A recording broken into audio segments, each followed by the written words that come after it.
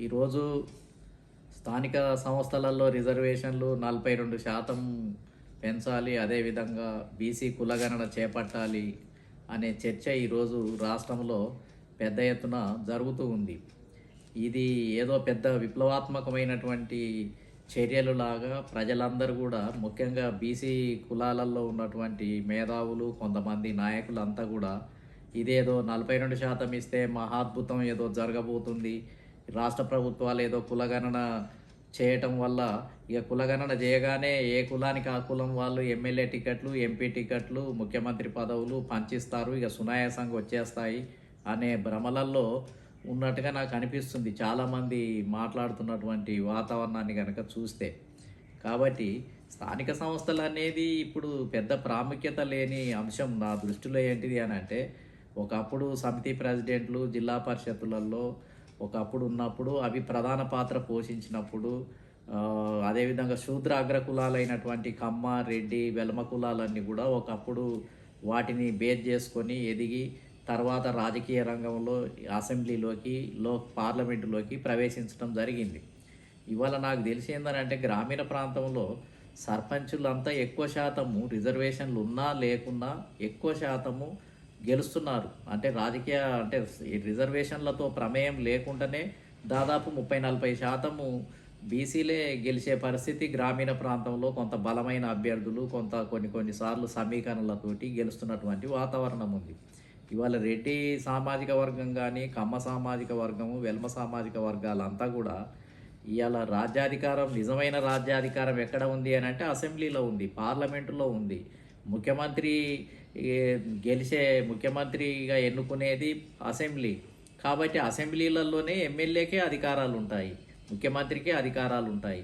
కాబట్టి దాన్ని ఈ శూద్రాగ్ర కులాలు క్యాప్చర్ చేసుకొని దాని ద్వారా రాజ్యాధికారాన్ని అనుభవించాలని వాళ్ళు ప్రయత్నం చేస్తుంటే, బీసీ సమాజం అంతా కూడా ఈ అధికారాలు లేని సర్పంచులు, అదేవిధంగా ఎంపీటీసీ, జెడ్పీటీసీ వాటి కావాలని అడుగుతూ ఉన్నారు చాలామంది. అవి ఏదో 42% ఇస్తున్నారు అని అంటే చాలామంది మురిసిపోతున్నారు, ఆనందపడిపోతున్నారు. ఏం సర్పంచ్లకు ఎన్ని నిధులు ఉంటాయి, ఎంపీటీసీ, జెడ్పీటీసీల వల్ల మొత్తం ఏం మార్పు జరుగుతుంది? ఇవన్నీ కూడా అట్లే. అది ఎలాగూ స్థానిక ఎన్నికలలో ఎలాగూ బీసీలే గ్రామీణ ప్రాంతంలో ఉన్నారు కాబట్టి, గతంలో రెడ్డి, వెలమ, కమ్మ వర్గాలన్నీ ఖాళీ చేసి వాళ్ళు అసెంబ్లీలోకి, లోక్సభలోకి వాళ్ళు వెళ్ళిపోయారు.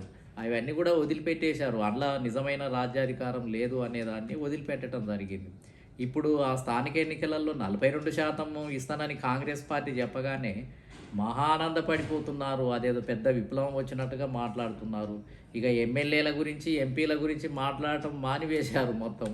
అసలు రాజ్యాధికారాన్ని చేజెక్కించుకొని మొత్తం ముఖ్యమంత్రులు కావాలి, మనమంతా మన జనాభా ప్రకారం ఏందనంటే ఎమ్మెల్యే టికెట్లు రావాలి అనే విషయాన్ని వదిలేసి ఇక 42% అది ఒక మహా విప్లవమైనట్టు, పెద్ద మార్పు ఏదో జరగబోతున్నట్టు చేస్తూ ఉన్నారు. రాష్ట్ర ప్రభుత్వాలు కులగణన చేసినా వాటికి విలువనే లేదు. అసలు కేంద్ర ప్రభుత్వమే కులగణన చేపట్టాలి. కేంద్ర ప్రభుత్వం ప్రతి 10 సంవత్సరాలకు చేసే సెన్సస్ డేటానే తీసుకురావాలి. దాని ద్వారానే ఏ కోర్టుకైనా సమర్పిస్తే అది అథెంటిక్గా అది చెల్లుబాటు అవుతుంది. ఒకవేళ సూచనప్రాయంగా తెలవాలి, ఏదన్నా కోర్టులు అడిగినప్పుడు ఇవ్వాలి అని అంటే, ఆల్రెడీ తెలంగాణ ప్రాంతంలో సమగ్ర సర్వే రిపోర్టు ఆల్రెడీ కొద్దిగా గొప్ప కొంచెం తేడాలతోటి అయినా అది ఒక మంచి సర్వేగా వచ్చేసింది. బీసీలు 51.5% ఉందని తేల్చేసింది. ఏ కోర్టులైనా ఇప్పుడు రేవంత్ రెడ్డి ప్రభుత్వము ఒక జీవో సునాయాసంగా జారీ చేయొచ్చు. జీవో 42% నేను స్థానిక సంస్థలలో ఇస్తున్నాను అని జారీ చేస్తే ఎవరో ఒకరు కోర్టుకు వెళ్తారు. కోర్టుకు వెళ్ళినప్పుడు ఈ సమగ్ర సర్వే రిపోర్టును కోర్టు ముందు కనుక ఉంచితే అది ఒప్పుకుంటుంది. లేదు అని అంటే 50% దాటడానికి వీల్లేదు అని జడ్జిమెంట్ ద్వారా మళ్ళీ వాపస్ ఇచ్చే అవకాశం కూడా లేకపోలేదు. ఇప్పుడు నితీష్ కుమార్ ప్రభుత్వము బీహార్లో బీసీ కులగణన చేపట్టింది. రిజర్వేషన్లను మొత్తం విద్యా ఉద్యోగ రంగాల్లో రిజర్వేషన్లను పెంచింది. 68% పెంచింది. పెంచిన తర్వాత మళ్ళీ అక్కడ అగ్రకులాల వాళ్ళు కోర్టుకు వెళ్తే అవి చెల్లనేరవు అనే తీర్పిచ్చేసింది. అంటే రాష్ట్ర ప్రభుత్వాలు జనగణన చేసి మళ్ళీ రిజర్వేషన్లను పెంచినా హైకోర్టు వాటిని మళ్ళీ 50% దాటొద్దనే దాన్ని మళ్ళీ కొట్టివేయటం జరిగింది. రేపు ఇవన్నీ అడ్డంకులు మన దగ్గర కూడా ఉంటాయి. కాబట్టి ఈ రిజర్వేషన్లు అనేదే 1, 2 ఉద్యోగాలు లేదా సీట్లు స్థానిక సంస్థలకు సంబంధించినటువంటి చిన్న చిన్నయి వీటి వల్ల పెద్ద మార్పులు పెద్దగా జరిగేది ఏం లేదు.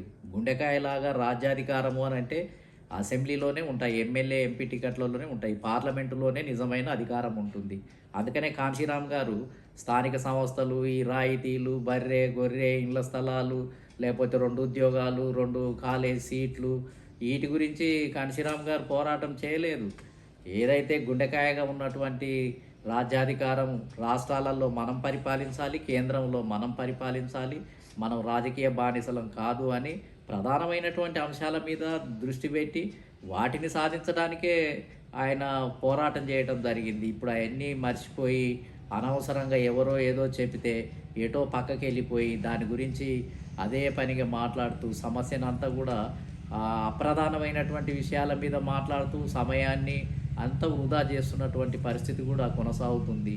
కాబట్టి మన ప్రజలు ఓటర్స్ ఉన్నారు, 93% ఉన్నారు తెలంగాణ రాష్ట్రంలో. ఎస్సీ, ఎస్టీ, బీసీ, మైనార్టీలు కలిపితే మనం ప్రజల దగ్గరికి పోయి ఓట్లు వేయించుకొని మనం గెలిచే విధంగా శాశ్వత పరిష్కారం గురించి ఆలోచించాలి. కానీ ఈ కోర్టులు కొట్టేసి రాజకీయ పార్టీలకు ఇష్టం లేకుండా వాళ్ళేదో ఎన్నికల వాగ్దానాల కోసం పెట్టేసి గెలవటానికి చేసే ప్రయత్నాలలో పెడితే దాన్ని ఒక మహాద్భుతమైంది అని భావించి వాళ్ళ చుట్టూ తిరిగి టైం అంతా వృధా చేసుకొని మొత్తం వాళ్ళతోటే గడుపుతున్నటువంటి పరిస్థితి ఉంది. కాబట్టి ఒక క్లారిటీ అనేది కూడా బీసీ సమాజానికి ఉండాలి, బహుజన సమాజానికి ఉండాలి.